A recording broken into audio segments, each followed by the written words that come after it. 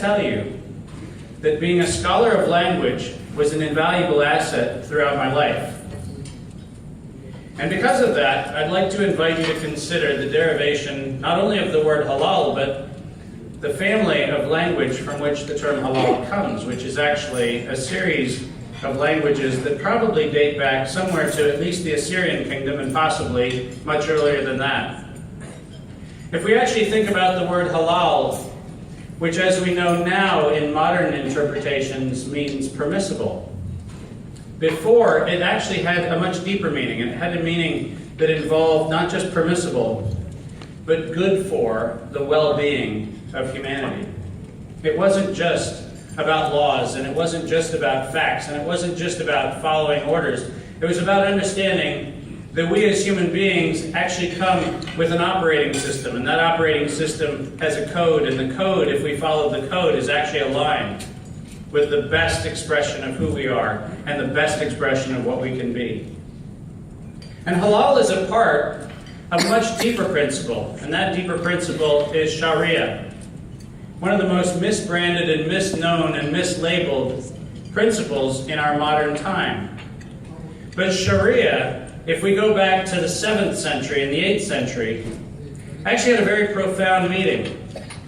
Sharia was not just the path, as we know the term to mean now, but it actually, many scholars believe, meant the path to the source, or the path to the spring.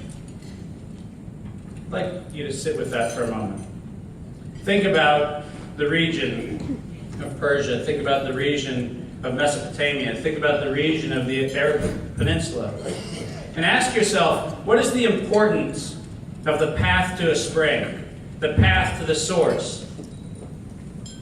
And it turns out that if you actually spend time understanding what is the principle of Sharia, far from being a place where it is a draconian set of rules to keep people isolated and separated from one another, it is in fact the wisdom that says we are from source, and to source we will return. And there are many paths that we will take throughout our journey, but we will in fact come back to the source. And if we understand that Sharia was about paths to source and paths to pure water, and we think about the importance of what that represents as it represents its importance in our lives, we understand something else about halal.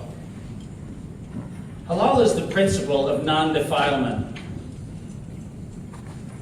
I have a very dear friend who passed centuries ago, Al-Hazali, and he wrote a very interesting statement that I want to read to you. Every person has the right to buy food at a prevailing market price, not artificially induced or higher priced. And every seller should not give false information about the weight or the quality or the quantity or the price, because engaging in such activity is fraud and is haram. That was written in the 12th century. And when that was written, it was actually written not in the context of halal food, but it was written in the context of Sharia finance. It turns out that back in the 12th century, there were some disagreements about what constituted halal. Did you hear what I just said? In the 12th century. So here we are, 800 years later, and we're wondering, how do we harmonize standards? We could either be very disappointed with that question. Obviously, an 800-year set of committees, gatherings, meetings of scholars could be quite disappointing for those of us in industry who love to get the answer on the clock when we can put it into a production cycle next year. Or we could take the opportunity to realize that there's something quite beautiful about the fact that for the last 800 years, we've actually cared about something. We've cared about the integrity of the source from which things come. And maybe, just maybe, the difficulty is a gift, not a curse. Maybe the difficulty in harmonizing encourages conversations that would not otherwise happen. Maybe the difficulty in non-harmonization is actually an opportunity for us to sit together and learn about each other, learn about each other's values, learn about the nuances that separate and unify who we are. And in fact, if we actually think about the wisdom of what the term Sharia actually meant, that path to return to a pure source, the source from which life springs, maybe we could actually find ourselves not fighting that path, but maybe we could find ourselves walking together on that path to come to a common understanding which actually transforms and transcends everything that each one of us individually fails to understand when we meet someone we don't know. Now, I have very seldom suggested that bureaucracies, committees, and debates are good for the economy. As a matter of fact, I would argue that in many instances they stand in the way of commerce and progress. But I want to be clear on the reason why I'm passionate about halal, and why I am passionate about Sharia law, and why I'm passionate about being a scholar of fatwas dating back to the 7th and 8th and 9th centuries. The reason why I'm passionate is this. We live in a time when we have long forgotten our pathway to source. The idea of a supply chain where we pay attention to every step of the supply chain.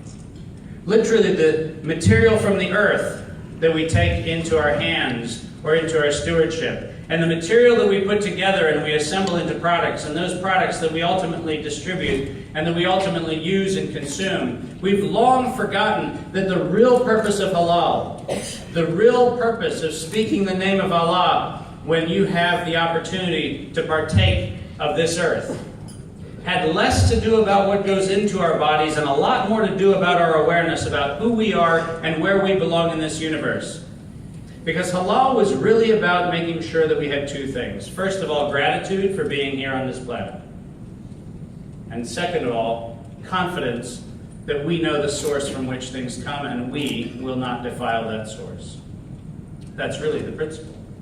That's really what this is about. And how many of you can think, if you think back across the last, I don't know, let's say 7 years, how many places in the world do you suppose we could have used a little more transparency? Finance? Would we have had the housing crisis? Would we have had the global financial crisis if we hadn't had $40 to $70 trillion of bets against humanity, which, by the way, are haram? Would we have had the currency crisis and the energy crisis and all of the other destabilizations if we had transparency and the ethical exchange of currencies and values and markets around the world? I think not. So do we have in this very moment a prophetic opportunity to use the Sharia and the halal conversations to promote something which is desperately needed across every industry sector, not just the food sector? Is it possible that we are standing on the prophetic edge of an opportunity? Not on a place where we come to an understanding that defiles what these principles are, but actually bring these principles in as not Islamic principles, but as human principles, as code that is actually our best version of the best operations, of the best form of humanity. Is that possible? I'd come back to Al-Ghazali for a moment. When he spoke about fraud, when he spoke about the supply chain, he made a very interesting observation.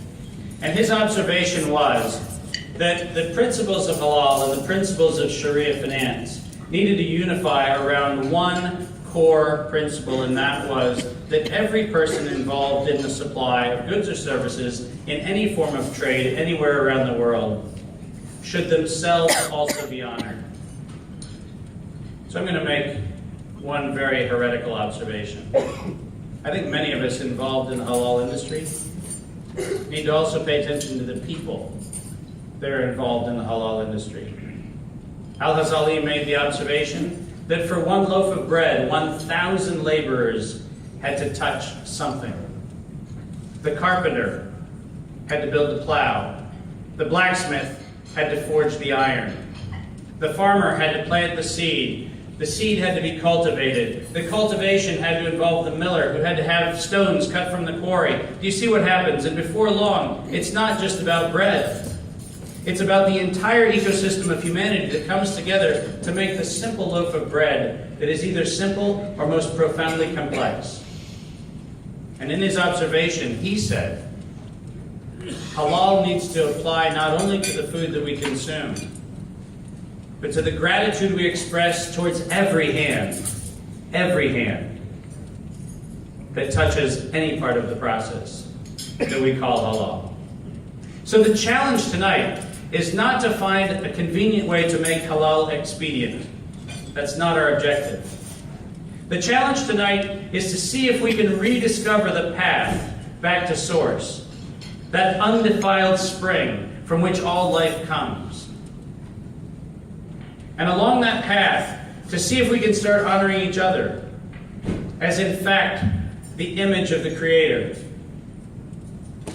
So that when at long last we figure out how to unify our standards, how to build our trade associations, how to make international finance more transparent, we in fact can look to that beautiful spring from which all life comes and all stand together with one word in our mouths when our knees bend to the ground.